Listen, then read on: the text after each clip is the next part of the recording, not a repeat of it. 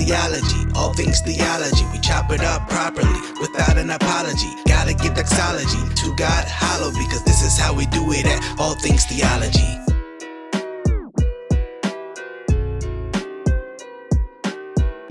Yo, grace and peace, guys. Welcome to another episode of All Things Theology, where I'm your host, Kdub. And today, I want to talk about eschatology. But before I do that, before we go through that firestorm, make sure you like this video. Make sure you subscribe to the channel. And always click the notification bell so you can be aware when I drop good content. So, I just want to preface this before we get into the weeds and the minutia. I want to be respectful that I know a lot of my followers, subscribers, supporters do have varying eschatological positions. And with that said, I just want to say, hey, we are all seeking the truth as we are on as best as we can. And so I do want to be respectful, but I do want to give my position and tell people why I do not believe in a literal rapture. Oftentimes, many people go to the text in 1 Thessalonians 4, and when I started to examine the text, well, I saw that I was like, man, there's some inconsistencies what people are saying and what I believe the text is saying. So let me pull up my screen here, and we'll look at that text, okay? 1 Thessalonians chapter 4, and many people go at verses 13 through 18, a little bit of context of the Thessalonian church. Many people were shaking by the idea that many people were dying, and they were kind of like, wow, they're just going to remain dead forever. And Paul, this is to be an encouragement to them, and I hope that it will be an encouragement to you, even if you disagree with my conclusion. But with that said, verse 13, but we do not want you to be uninformed, brethren, about those who are asleep, that is, those who have died. Their bodily sleep, but they are present with the Lord. So that you will not grieve as do the rest who have no hope. Speaking of the unbelievers, right? Unbelievers have no hope. Verse 14, for we believe that Jesus died and rose again. Even so, God will bring with him those who have fallen asleep in Jesus. So what does Paul do to encourage the Christians? Well, the resurrection. We will resurrect. We will not. With this, it is not a soul sleep. It is not you live for the Lord during your life and then you're dead forever, right? No, that's not what the Bible teaches. And so Paul seeks to encourage them, that is the believer, with the hope of the resurrection. Verse 15, for this we say to you by the word of the Lord, that we who are alive and remain until the coming of the Lord will not precede those who have fallen asleep. And I want us to pay attention to some of this language that's going to be used. The coming of the Lord. What are we waiting for? The coming of the Lord. And this is why I don't affirm many other eschatological systems, because there's a lot of things that we're waiting prior to the coming of the Lord. That is the final coming. The millennial reign, we're waiting for that. The golden age, or, the rapture, or so forth and so forth. But constantly Paul is hammering home, that's what we're waiting. Verse 16, for the Lord himself, interesting language, right, will descend from heaven with a shout, with the voice of the archangel, with the trumpet of God, and the dead in Christ will rise first. And so what do we see here? The return of Christ.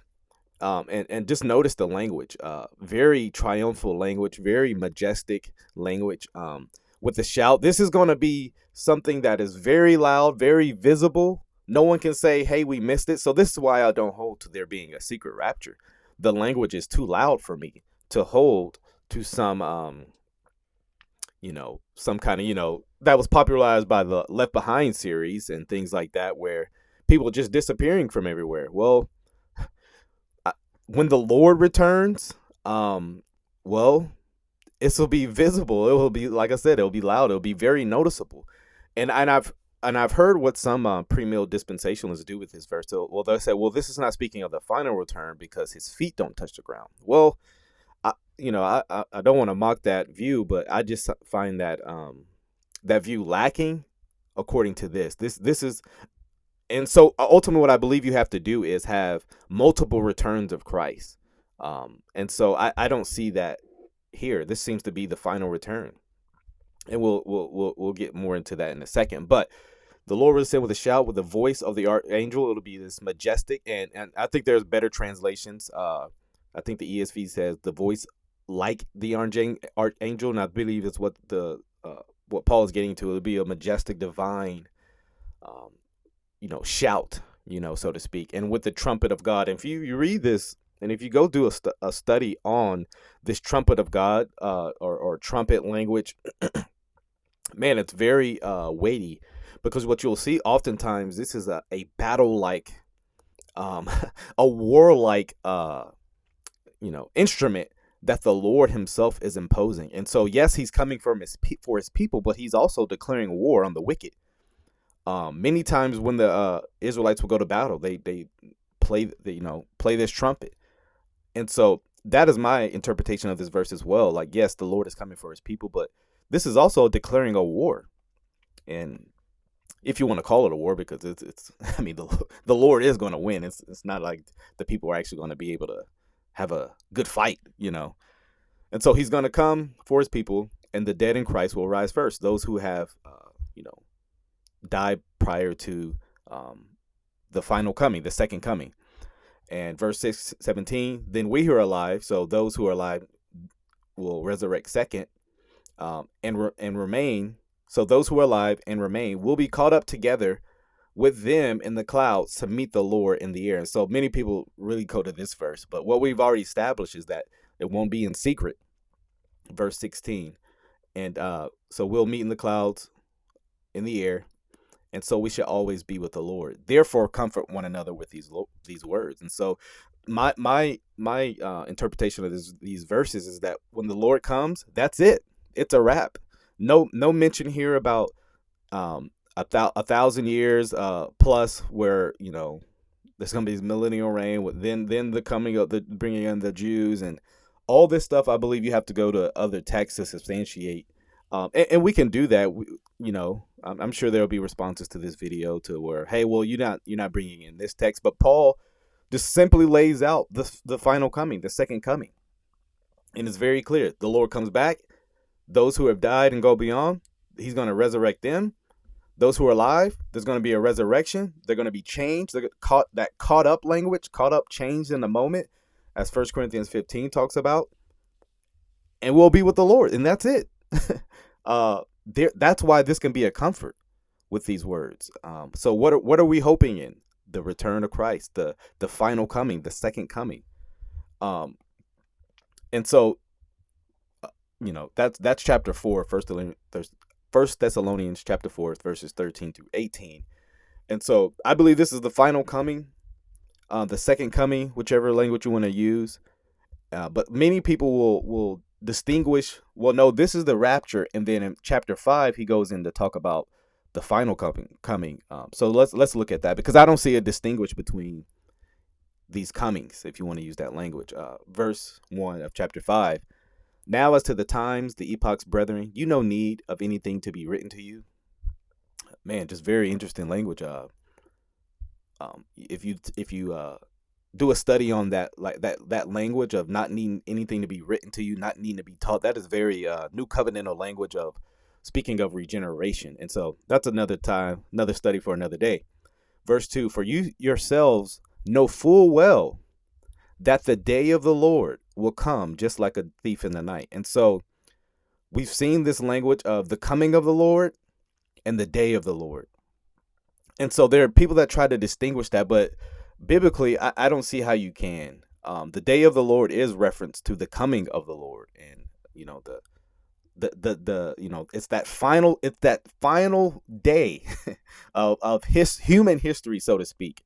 And so I think that's interesting, but I want to do a quick commentary on this thief like a night, because I've often heard that say, well, the thief of the night, and this is just something to give you to think about. You don't have to agree with me, but I remember bringing this up to someone and they were like, wow, that's very interesting. I never thought of it like that. But I was constantly been told that the thief of night is talking to everyone. Well, I don't believe that. And let me preface that with this.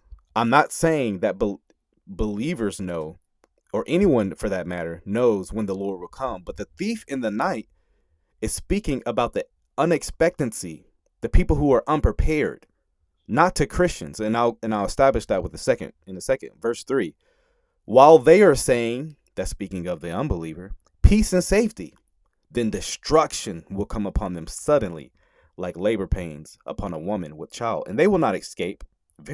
All this language is very similar to eschatological passages like Matthew 24, other passages in the Bible, Luke 21, parallel as well.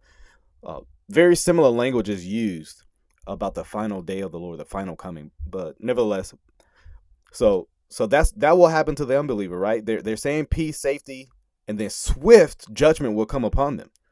Verse 4, but you, brethren, are not in darkness, that day would overtake you like a thief. So what is Paul saying? That day is not going to come to you like a thief in the night. Why? Because you're prepared. You're expecting the return of Christ.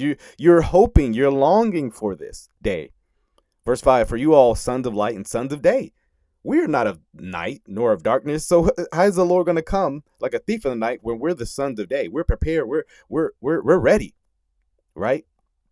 Verse 5, for you are all sons of light, sons of day. We are not of night nor of darkness. Verse 6, so then let us not sleep as others do, but let us be alert and sober. For those who sleep do their sleeping at night, and those who get drunk at night. And so, wow, we could keep going, but I think the point is very clear on here about the return of Christ. Why won't this day catch us like the unbeliever, like a thief in the night? Well, because we're prepared. And so, man, I remember this going through these passages. It was being preached at my church, and just studying on my own, and just being challenged on my views about the second coming and the rapture and all this. And when I started to study these passages, I couldn't see it. I know a lot of these views were popularized with books like old Bible study, Bible commentaries, and things like that, and popular books, movies like Left Behind.